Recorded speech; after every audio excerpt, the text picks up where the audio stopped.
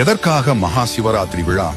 நிலவின் சுழற்சி கணக்கில் ஒவ்வொரு மாதத்தின் 14வது நாள் அல்லது அமாவாசைக்கு முந்தைய நாள் சிவராத்திரி என்று வழங்கப்படுகிறது.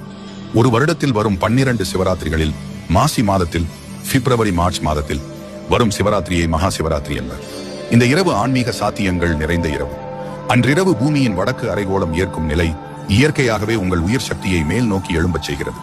அதாவது இந்நாளில் ஒருவர் தன் ஆன்மீக சாத்தியத்தின் உச்சி நோக்கி செல்வதற்கு இயற்கை தானாகவே உந்துகிறது. இதை பயன்படுத்திக் கொள்வதற்காகத்தான் இந்த கலாச்சாரத்தில் மகா சிவராத்திரியை இரவு முழுவதும் நீடிக்கும் விழாவாக உருவாக்கினார்கள். இயற்கையாக மேலெழும்பும் சக்தி தடையின்றி மேல் நோக்கி செல்வதற்கு உதவும் விதமாக அன்றிரவு முழுவதும் கண்விழிப்பது மட்டுமின்றி முதுகுத்தண்டை செங்குத்தான நிலையில் நேராக வைத்திருப்பது அவசியம் என்றும் வலியுறுத்தினார்கள்.